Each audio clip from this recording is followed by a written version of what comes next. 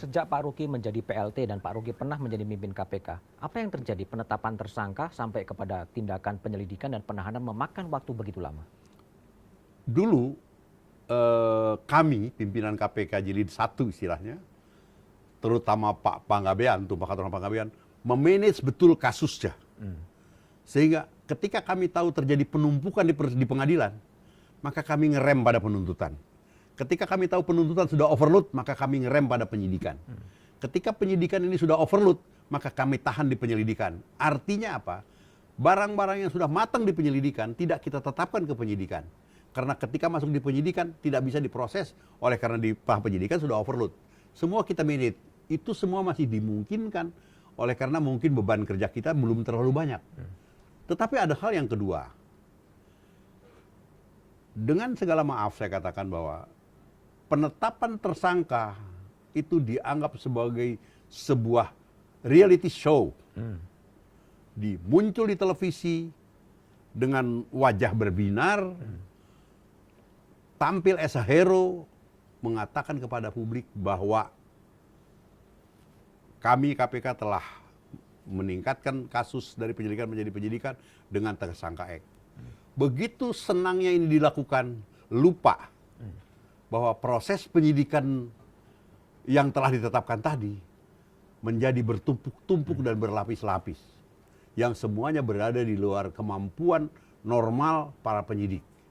Kalau Pak Budiman lihat hari ini sampai jam 11 malam, mereka para penyidik masih terus bekerja menyelesaikan berkas perkara untuk memenuhi target-target yang kami pimpinan KPK selesaikan. Saya katakan, oke, kalian sidik, saya minta dalam waktu 30 hari sudah harus sampai ke penuntutan.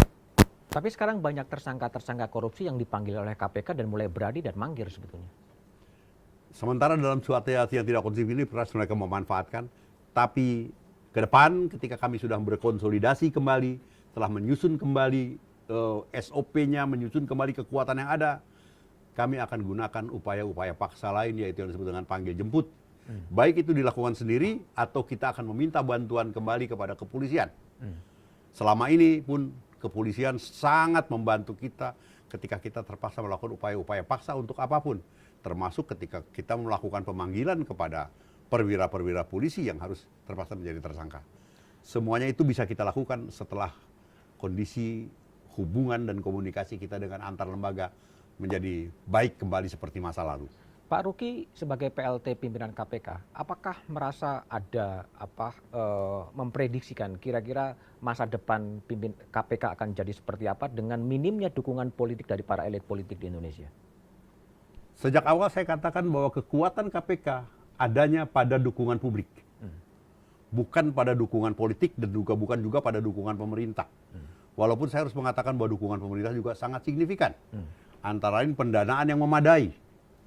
Kebutuhan-kebutuhan KPK full sepenuhnya dicukupi oleh negara, oleh pemerintah, oleh negara dalam hal ini.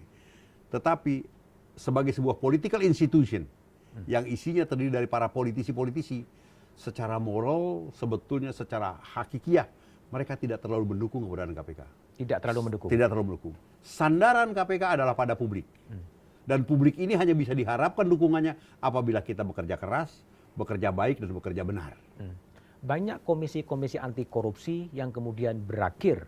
Apakah Pak Ruki juga punya pikiran yang sama bahwa saatnya kemudian KPK juga akan berakhir ketika dukungan dari elit politik itu juga kemudian melemah dan kemudian melemah? Di beberapa negara kuatnya sebuah lembaga anti korupsi justru karena mendapatkan dukungan dari pemimpin-pemimpin politik yang existing yang mendominasi pemerintahan. Di Indonesia ini, di mana kepemimpinan politik selalu berubah-ubah, maka dukungan politik itu sifatnya semu. Yang real adalah dukungan publik. Tentu saja, kegagalan lembaga-lembaga anti korupsi yang dibangun sejak zaman Bung Karno dulu menjadi pembelajaran untuk kami. Ke depan, kelemahan-kelemahan yang mereka hadapi harus kita perbaiki untuk menjaga jangan sampai KPK mengalami nasib yang serupa dengan mereka.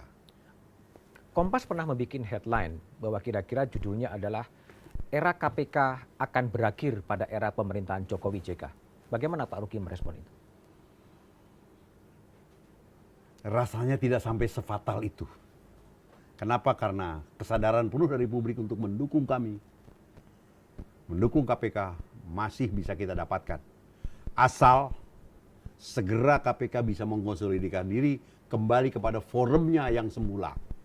Ketika itulah nanti kami mulai eksis, mulai berkiprah mengungkap kasus-kasus baru, dan ketika itulah dukungan publik akan muncul. Tentu saja dukungan dari teman-teman penggiat anti korupsi yang berjalan seiring tanpa saling bersentuhan, itu membuat kita akan menjadi lebih kuat. Baik, terima kasih. KPK masih tetap membutuhkan dukungan publik ketika dukungan dari elit politik semakin mengecil dan mengecil. Itulah harapan dan pesan yang disampaikan oleh Ketua Pelaksana Tugas Pimpinan KPK Taufikur Rahman Ruki dalam perbincangan dengan Kompas sore hari ini. Terima kasih Pak Ruki. Terima kasih.